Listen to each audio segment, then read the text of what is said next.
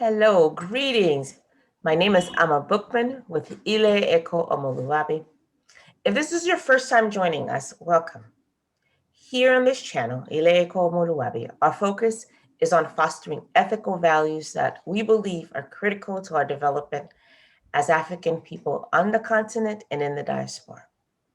We've identified Omoluwabi, a Yoruba philosophical concept that means the child begotten by the chief of character, as a critical tool in our quest to building better Black communities, institutions, nations, and the continent itself. Here we celebrate exemplars of this ethical tradition, and we call out those who fall short. Thank you so much for stopping by. Please like, share, and subscribe. I'm excited today that we are being joined again by Dr. Grace Oluremi Lekun Akanbi, professor at Emmanuel Ayande College of Education. Today, we are here to discuss an article she wrote on how changes to cultural and social values of children in Nigeria from pre-colonial period throughout the 20th century. Welcome again, Mom Grace. You're welcome. Thanks for having me. Wonderful. So I want to start with talking about education and make a comparison. So in America, we see Nigerian students excelling at all levels, getting into the best universities. I believe recently, for example, every medical student at Howard University was from Nigeria for last year, which was incredible this past summer. We see Nigerian students winning awards. We would get the impression that Nigeria has a top-notch education system. But, as you pointed out, and as we've been learning, that's not the case. Where do you see the deficiencies? Well, I think the deficiency is actually in the implementation of our policies.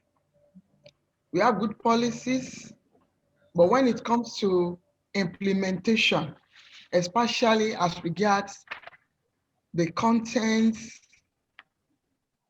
the environment,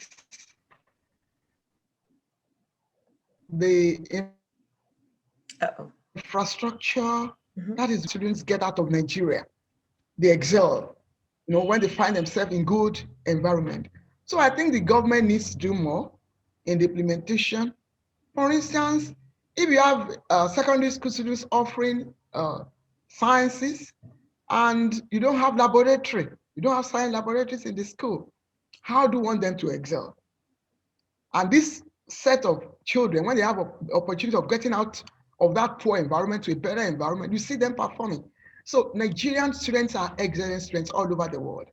But in Nigeria, I think the government needs to do more in the implementation of policies and in creating enabling environment for students to learn. Why aren't they doing it? Why haven't they done it? What's keeping them from achieving the proper implementation? Yeah, a lot of problems, like we discussed earlier, corruption is the bane of our society. People who are supposed to fix things, they will not, for the reason best known to them. Each year, they allocate education. Though we have been complaining that the budgetary allocation to education has not been enough, but even the little ones being allocated, if it is judiciously used, I think the environment will be okay. There is the need for proper monitoring of policy implementation. In the olden days, we hear of inspectors going around schools, primary schools, secondary schools, monitoring what teachers are doing. In Oyo State, for instance, they tried to do that in the last administration, and I think they are continuing.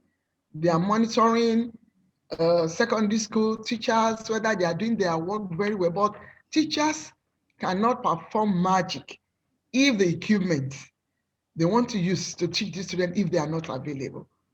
So we need to get rid of all this little corruption, people not buying what they're supposed to buy, not fixing what they're supposed to fix, and not giving proper feedback to the leader. For instance, the governor will not go through all the schools in the state, or the minister will not go through all the schools in the nation, but you have people who monitor, who give them feedback. What feedback they get from these people? Are they really giving them good rest? We are not okay. Some of them are fixed, no equipment, the environment not secured. In fact, in some classrooms, you see dilapidated buildings, people learning under harsh conditions, and so on and so forth. We have a lot of problems on ground when it comes to school environment. And again, teachers, we do not have enough teachers in our schools. It is now in Oyo State that they are trying to employ more teachers to teach. Because if a teacher, for goodness sake, we teach 10 classes, JS1, JS2, GS3, sometimes SS classes, a single teacher teaching English. Whereas in standard schools, you should have teachers for different aspects of English, the language, literature, grammar, and so on and so forth. So we don't have enough teachers in our schools. It's part of the problem. All right. That's why would you have different teachers for different aspects of English? Look, an aspect of English. Yeah, that's just a little strange to me, so I'm a little curious. Yes, we should, because no. You see, there are some teachers who specializes in English literature, some in oral aspects. These are the aspects that students will encounter. So if the same teacher is teaching literature, is teaching grammar, he might not be competent or trade master of none. All right. So I want to go back to prior to colonialism. You know, one of my favorite books is Things Fall Apart. I recommend, it's interesting to me. I have come to realize that a lot of the famous Nigerian authors, Chinua Achebe, Wole Soyinka, Chimamanda, are actually more read in the West than they are in Nigeria itself. But one of my favorites is Things Fall Apart, and I think everybody should read it because it's a really good illustration of how things literally fell apart. So one of the things that I want to try to do is to focus on what can we gather from pre-colonial times that we can bring back and revive. How did people in Nigeria, and I guess there was no Nigeria, so maybe we want to focus on a particular Nigerian ethnic group, such as the Yoruba. How was education organized prior to colonialism? Prior to colonialism, Nigeria and Africa generally, we have our indigenous education. And in that indigenous education, functionalism was the main principle. What I mean by functionalism is you should be able to function in the society. So, in fact, it is your being able to function that determines when you are going to graduate. We have different aspects of education, agricultural education, you have vocational education, different families with different vocations. And these children, for instance, wood carving, weaving, cloth weaving, farming, what other things? Okay. All these vocations, yes, all these vocations, they have their focus. being able to function. I know traditional education is not a kind of education that has curriculum. You will continue to learn until you are good, until you become perfect. So what is very important to African is, to an average African, is for you to be able to function with whatever skill you acquire in that society. But unfortunately, by the time Western education came, it reduced that functionalism to individualism. Now it is a single person trying to sort himself or herself out in the school. Whereas in the traditional education, you are in a group, you work together, you think about how the society will work very well, and how you apply what you have acquired to the betterment of the society. It was reduced to having your certificate for your own alone. Once you finish you start looking for a job, you don't even think of any other person around you again. And that is where we had the problem. We begin to equate education with certificate. And at the end of the day, because people are actually running after certificate, they are not thinking of whether they can perform or not. And it's great. Yeah. If I've got, go into a little bit of a personal story. I think one of the things I realized in my adulthood, I actually went to what is considered a very good university here in America. And then once I got out, and I had a certificate with honors, I realized I didn't know how to do anything. I really did. And it took me years to kind of sort myself out with a job and a career. And I'm still kind of resentful about it because I spent all this time and I worked hard as a student and I studied, but it didn't teach me how to do anything. Like there was nothing I could do that would contribute to society in a meaningful way. That is the problem. Yeah. And glad you brought that up, because in your article you talked about functionalism and reductionism, and functionalism being the African method, and reductionism, I guess, being introduced by Westernization.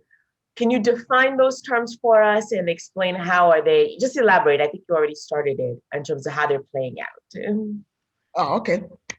Just like I said earlier, functionalism. Functionalism is what the Africans believe in, and just like it, for you to function with the skills that you have acquired. But when it comes to reductionism, it means you are ready to acquire knowledge, not for the society to develop, but for you to develop. So we have reduced the aim and scope of education to focus the individual, not the society now. And that is a major problem. So it is the same process with the traditional education, except that schooling is formalized. They have curriculum, but in the traditional setting, no curriculum, you continue to learn. And because you continue to learn and you have others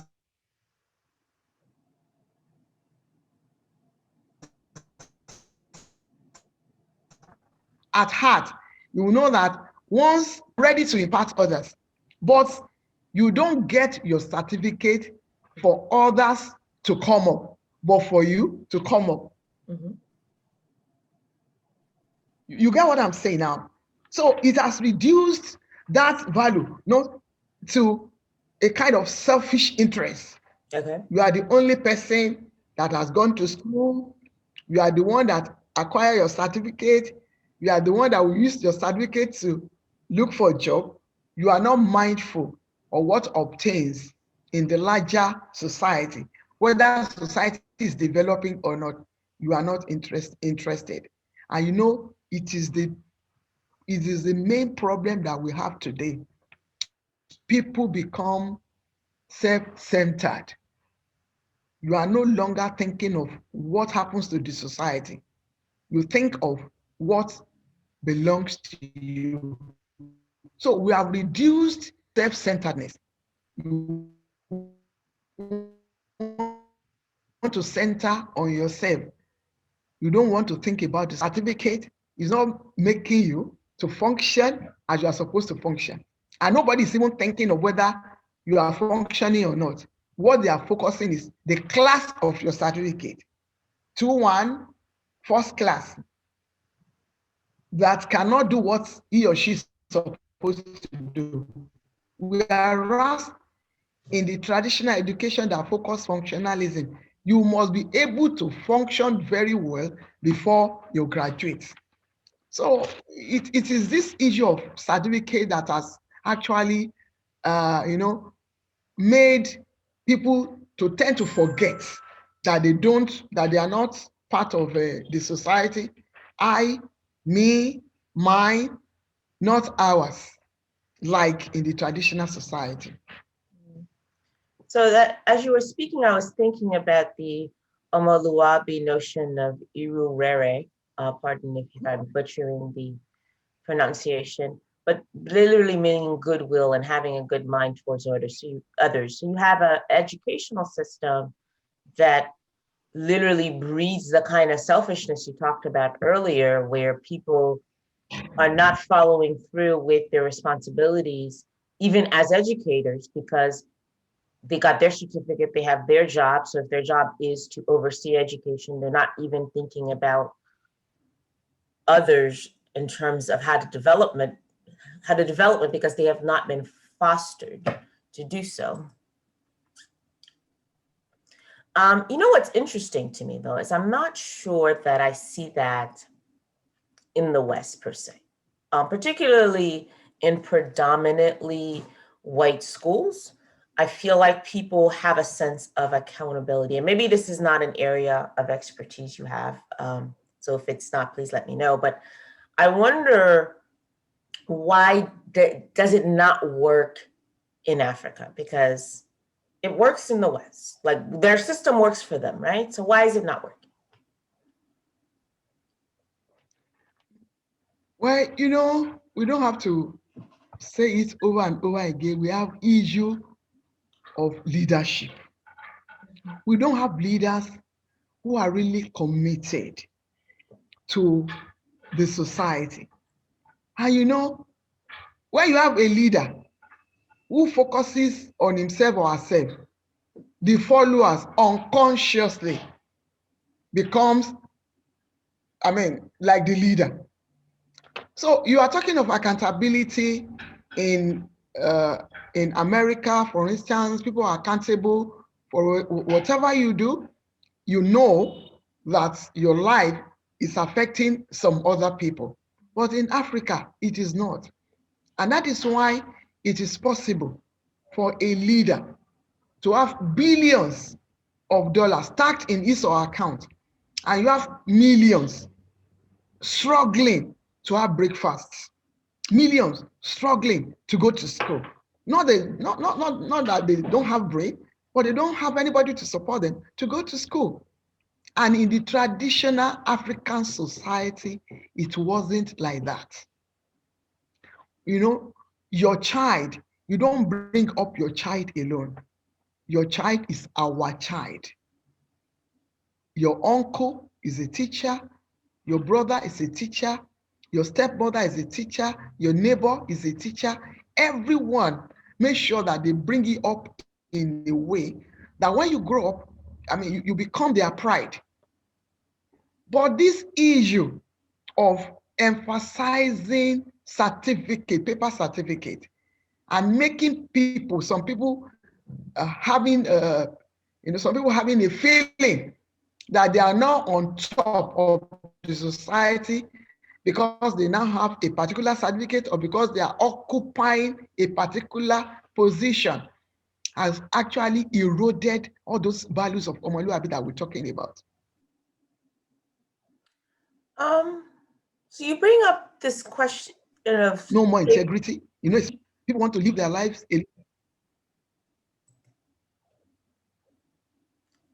So you bring up this issue of paper certificates. If you could change this, what would you replace the paper certificates with? Are you with me? You say what? If I do what? If you could replace the system of people working towards paper certificate, how would you restructure it?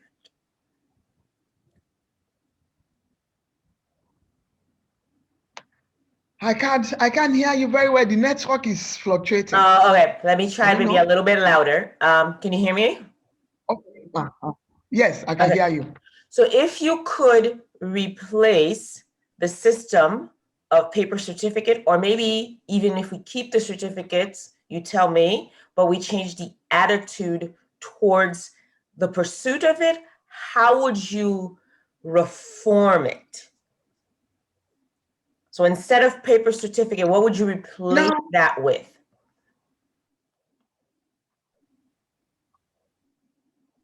You know, we cannot be static. The society is dynamic. I am not saying acquiring certificate is not good, but I'm saying in the process of acquisition, some values of Omoluabi, some ethics of Omoluabi. I'm not saying we should replace certificate with traditional education. Otherwise, it means we'll be going back to the ancient times. We won't be able to function in a global society. The process of our educating our children, let us incorporate into them. Don't let them be carried away that once you have certificate, you are okay. But let them know that they are brother's keeper. Even when you have certificates, you have acquired a particular knowledge, it is your duty to help others around you. For instance, you see some young boys and young girls now getting out of school, having their certificate, and going to this entrepreneurship system, bringing up others, training them, because government job is no longer available. But if you now have your certificate, I say, well, since I have my certificate, I have my job, I don't think of others. No, that is not what we are. We cannot replace, because that is what is going on in the whole world now. Obtaining certificate. But what we are saying is that when you obtain your certificate, let it be useful to the development of the society, not yourself alone. You get what I'm saying, Amma? Sure. Okay. So do you get that? So you really want to change the curriculum, not the certificate part. You just want the curriculum to focus on character development in functional skills that are applicable. Yes, exactly. Okay. Actually, now that we're on the question of functional skills, there's something I experience, as I do every video with people on the continent, is network issues. And I don't know if it's a question of there's a lack of people with the technical skills to keep this, make sure that it's functional, because I always have issues, or if it's a lack of will to make it happen. We have the people with the skills, but we don't have the will to organize them. But I've made a decision for my channel, so for our viewers, usually I try to edit these out. I'm not going to edit them out.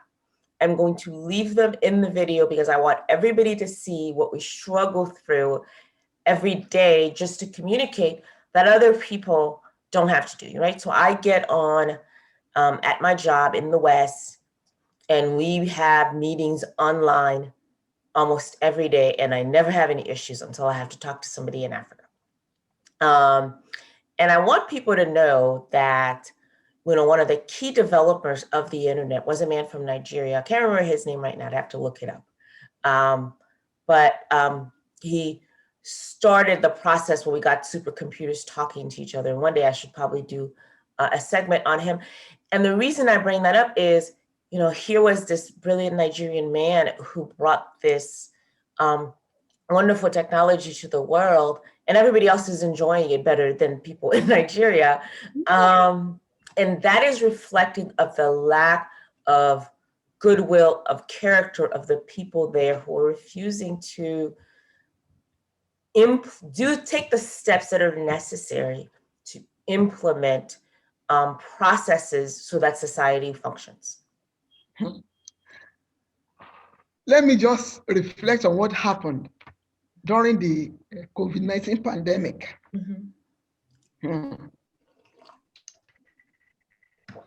You know, in America, they were having their classes. I attended one online. But in Nigeria, we found ourselves shut down. Students were unable to attend lectures. No graduation took place. It was later, few people started thinking of, okay, maybe you can organize something online. And by the time they brought up the idea of having classes online, you have the issue of electricity. Right. We have a connectivity problem. You have the issue of even the environment itself. And all this equipment, they are not readily available in our institutions. And the question kept coming to my mind. Are we saying Nigerian cannot fix this? Are we saying we don't have the resources to fix all these things? We do have. But just like you said earlier, the willpower is not there. The focus of the individual politician is how he or she makes his or her way, wiggle our way through and get his money and go away. The focus of an individual leader in any setup is, what am I going to get out of this? Education, especially, is not juicy. Let me quote it. It's not a juicy environment. Because, you know, you pump in more, and what you get is not in terms of physical gain, but you develop the society, you develop the individual that eventually come around to develop the society. So it's a big problem in Nigeria.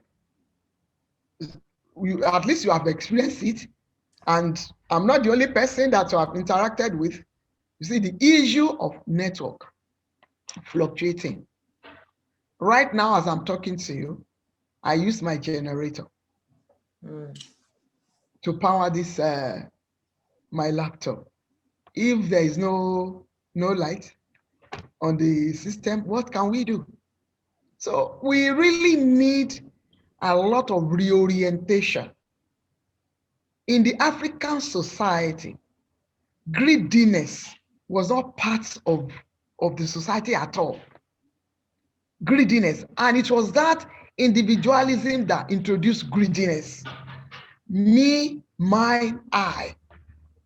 When you know that whatever you have, people should at least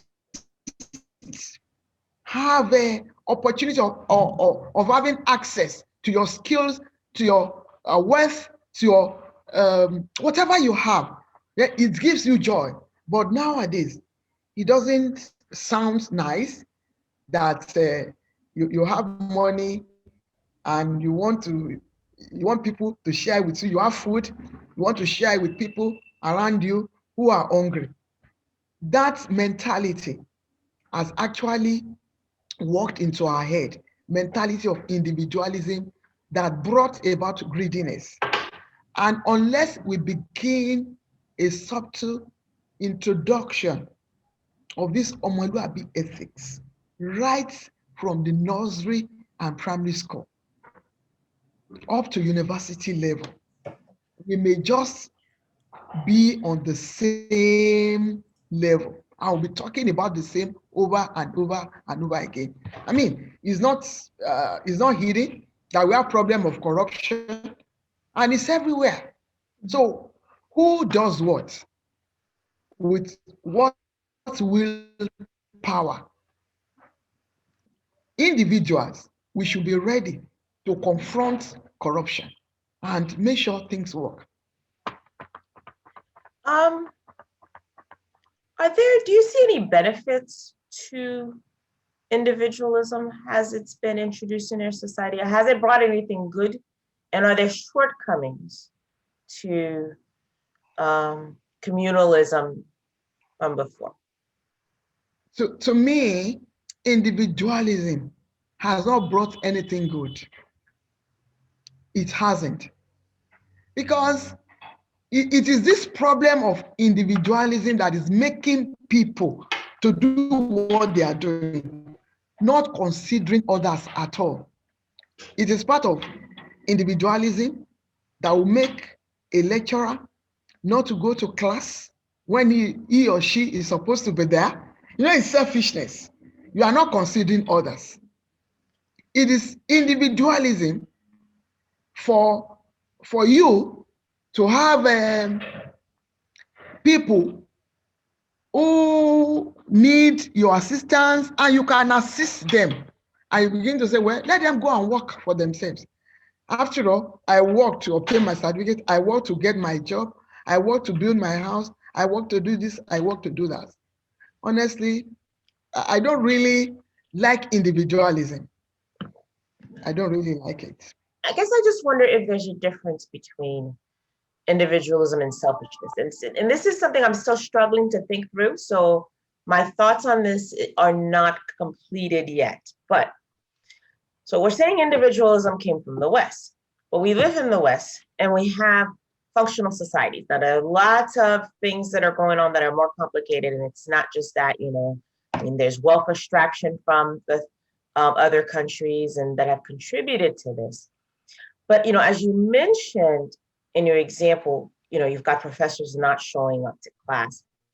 Last week on Twitter, there was a really interesting conversation where somebody said, hey, Nigerians, tell me what are some of the culture shock you experienced when moving to the West? And there were lots of examples, but what struck me was one of the most common examples was people talked about their experiences with lecturers, that their lecturer showed up on time. That if the lecturer was going to be a few minutes late, they apologized. And if they were failing, like one person said he cried because he got an email from his lecturer saying, I'm going to be 15 minutes late. And he couldn't believe that he was so important, that somebody would apologize for being 15 minutes late. Another person was shocked that the lecturer sat with her and said, what can I do to help improve my teaching so that you do better in my class? So all of these things are happening in the West, yes, which is supposed to be where the source of individualism comes. So I feel like, and I need to think about this, and maybe I'll challenge anybody, feels like they want to ever come and talk to me about this. I would love to have this conversation. There's some other factor, right? Because here in the West, we value individualism, but we also value lecturers showing up on time at the same time, right? So where is, I guess I still don't get where that disconnect is coming from. Yeah. I think you don't seem to get what I'm trying to say. Okay. The individualism is a kind of colonial mentality that came with being educated. Okay. When schooling was introduced, few people had access to education. And those few people that had access to education, they had the opportunity of working with the colonial masters. So it's like they carved a kind of niche to themselves. I'm now better than you. I can speak with a white man. I can talk to a white man. He can send me messages we can discuss. And little by little, you begin to look down at those who do not have the opportunity of going to school. And because you are now have an opportunity of working with a white man, you see yourself a bit elevated. And as time goes on, that mentality of being better, of being an individual who is capable of doing things different from what the society does, become attached to people. Okay. And so, you now get what I'm saying. So you now say, I have my certificate. I can talk to a white man. I can teach the Bible. I can run errands, but you don't have your certificate. You don't have a certificate. You cannot teach. You cannot talk to a white man. And so it's better. In fact, there was this textbook in Yoruba, the white man came to the society, like maybe sanitary inspector. He came and people assembled. And the sanitary inspector asked the interpreter to tell the chief and all the people there that as he prepared the toilet, he asked them to prepare because of environment. So the interpreter now told the people, come on, open your mouth, and you are looking at me like a bag of tomato. And you are looking, and the white man started thinking, he didn't say so much. Why is it taking long? I hope you understand the concept of what I'm saying. So the man saw himself as a special person, better than other people in the society. And that was where the problem started. You have education and you feel you are now better than an average person who did not go to school. And because you now have opportunity to have a white collar job, the opportunity to travel, the opportunity to speak in English, little by little, this combination of feelings entered into people's head. I have certificate, and it became the problem of individualism that I'm talking about. Not the individualism of doing something differently, but the individualism that is attached to selfishness and greediness in our society. That is, you now get it now?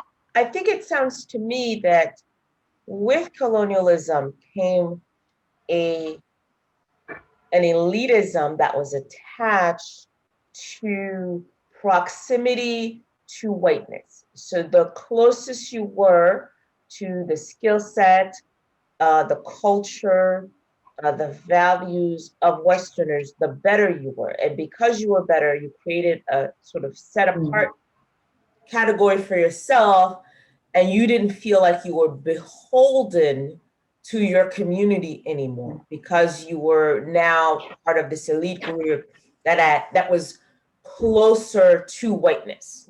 So you almost like they sort of became colonizers, yes, themselves by their proximity. Yes. Okay. It's a big problem. In fact, some of them, they become more colonizers than the original colonizers.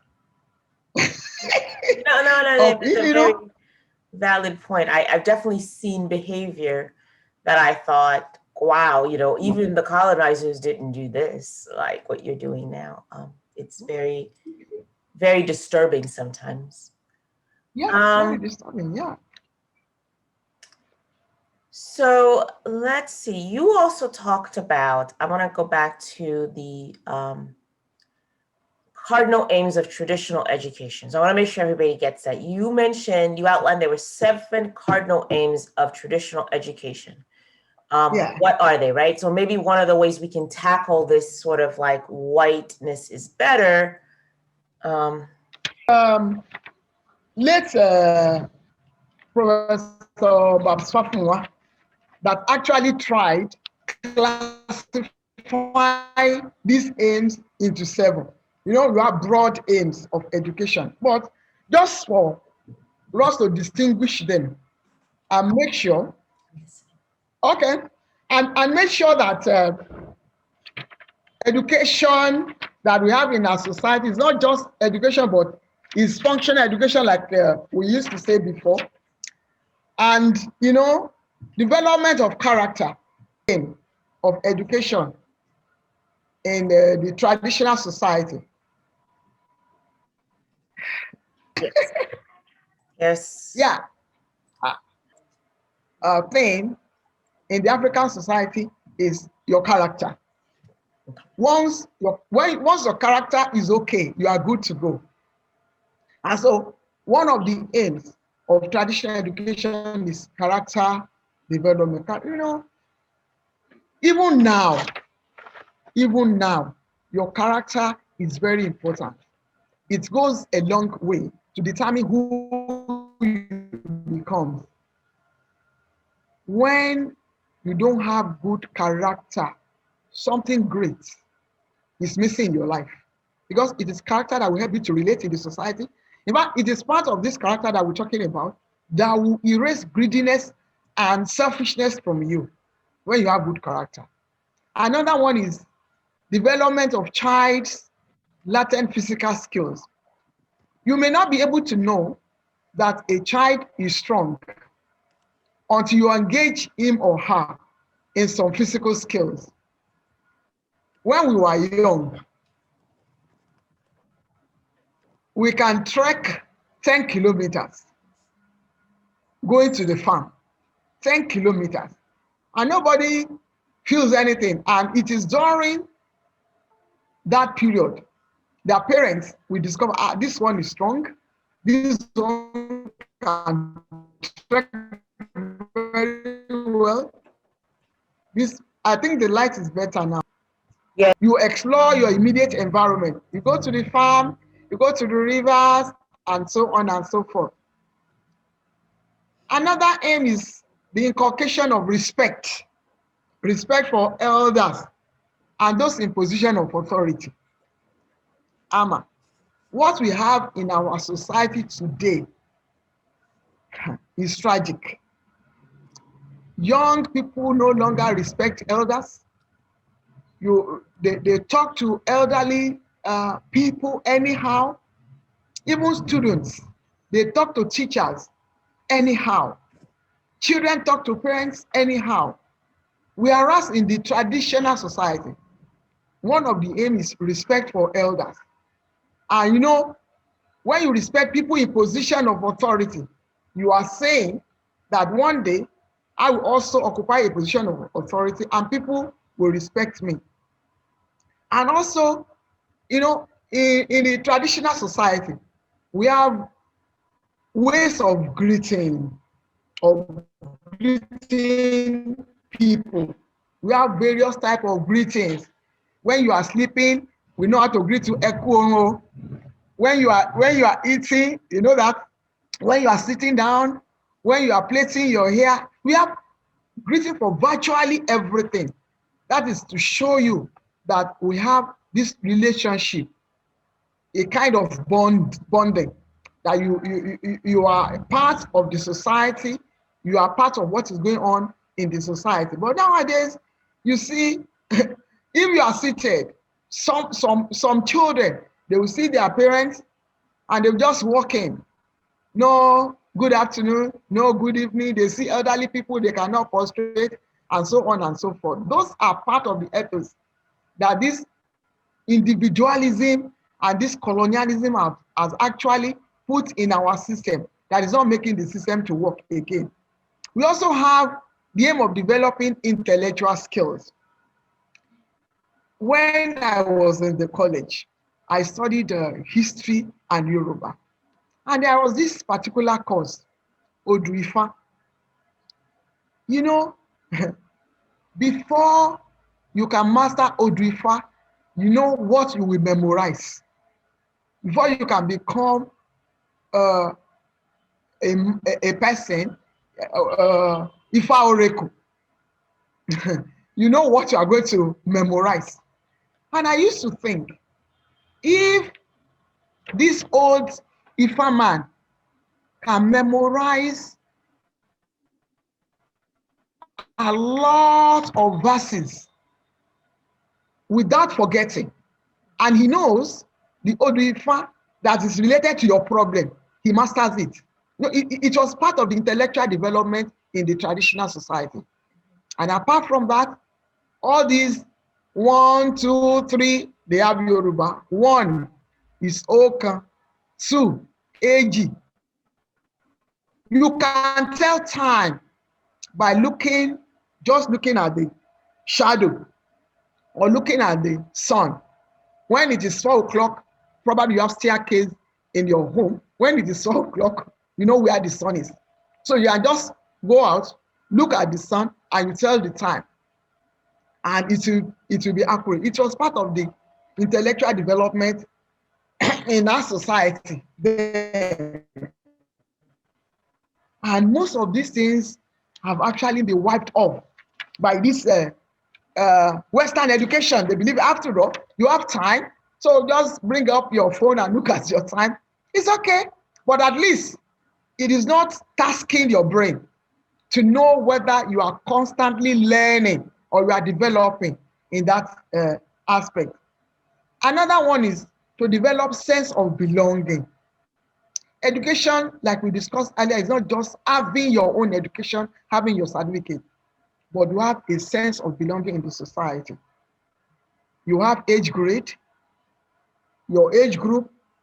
When it is farming season, people will move in group to a particular farm, weed the farm, do the planting. The next day, they move to another farm, do the same thing until everyone is satisfied.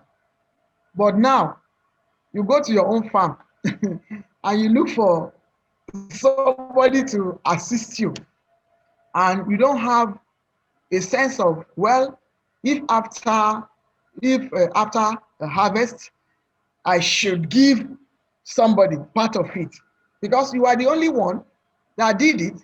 And so you begin to think, how can I share what I've done alone? People did not participate, people were not involved, and so on. So another one is acquisition of vocational skills. We have a lot of vocation: calabash carving, weaving, you have priests, you have native doctors, you have shrine keepers, you have errands, and this has become a kind of generational occupation. We have some family, they are drummers, and once they have small children, they key into that vocation and they develop with it.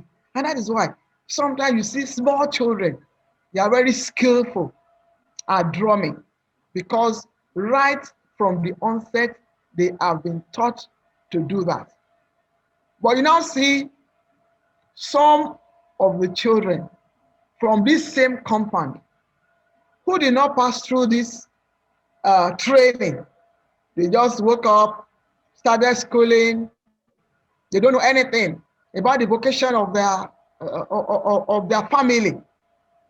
And at the end of the day, after graduation, they begin to look for white-collar job, whereas their traditional vocation will have been able to fix them up.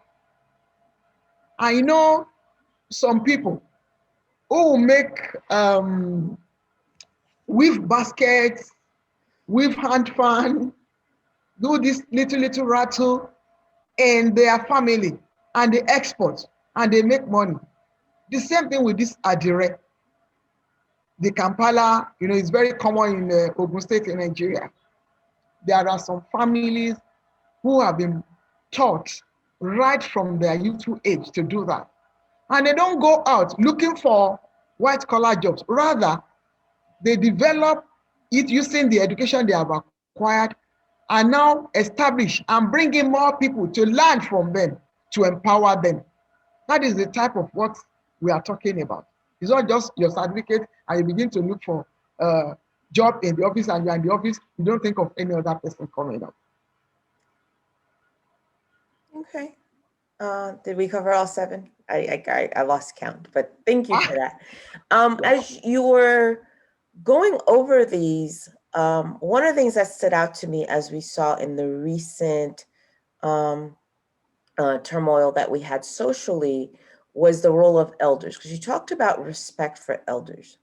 Yes. And I saw a lot of conversations online that seemed to be disrespectful, maybe, of elders, challenging. Had the elders taken care of the society? Have they set a good example? Should we remove them from their position of authority and power because they have failed? And there's so many ways to look at this, because on one hand, is it possible that if we don't challenge the elders when they should be challenged, that we risk them continuing processes and systems that are failure that exist? On the other hand, is this challenge of elders in other ways that society is being broken down? What do you think? Ama, nobody can occupy a position forever. If you are there for a specific number of years at worst. Mm-hmm. My own idea of, challenge is not in confrontation, but in my own character, doing things right. You can challenge an elderly person by doing things right. Okay. You get what I'm saying? Sure. If we begin to do things right, every one of us, the younger ones, we begin to do things right, it will get to a point, the elders themselves, they will feel ashamed of themselves. You ask your child, you wanted to buy exam paper for your son or your daughter, and he say, "Mommy, please don't buy it for me. Let me go and try and see what I will come out with." You get that? You want to, you really want to challenge the elders when they are embezzling and they want to involve you, and you say, "No, I'm not going to be involved in this. This is the way we are supposed to do it." And not one time, not 2 times, not 3 times, all the time. Let all of us who are younger, let us begin to do things right. And I know, in a way, it will challenge the elders, not confrontation. Because, confrontation cannot solve our problems. We have to introduce our reform in a subtle manner through our own reorientation. When we have a kind of reorientation, we begin to have a feeling that I'm not alone. People should benefit from me. And you begin to operate in line with communalism. You want people around you. Little by little, the elders, they will be challenged. And as we are talking now, some of us, we are becoming elders. What is our character? Who are we mentoring? Can people look at us and say, "Yes, I want to be like this person, I want to be like that person"? So to me, the challenge that we can put up is to change our attitude, not to follow the elders. What the elders are doing, we should not follow it. It is not, are we going to kill our parents who are rotting? We cannot kill them. We can only act in a way that will challenge them. You get what I'm saying? I've seen people walk up to me and say, "Auntie, please, I never knew that I could be loved like this. I want you to be my mentor." Because in the class, You come around, you just see a face squeezed up and you walk up to her. Hello, sweetheart. What's the problem? And probably nobody has even bothered to look at her face.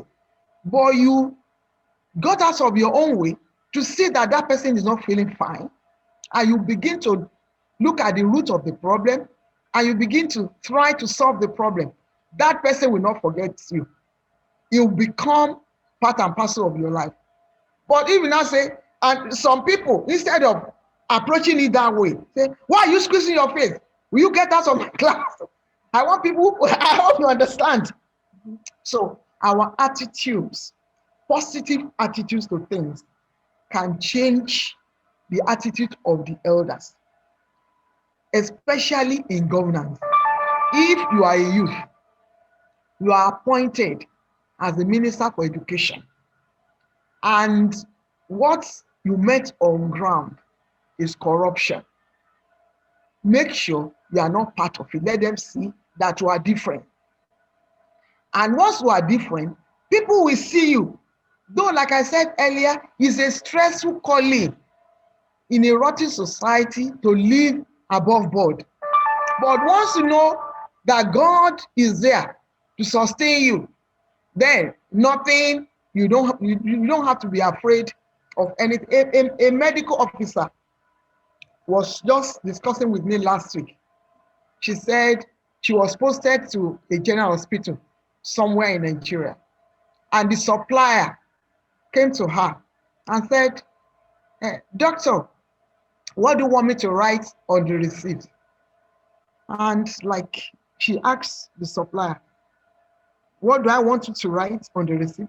What did you supply? Write what you have supplied on the receipt and let me have it.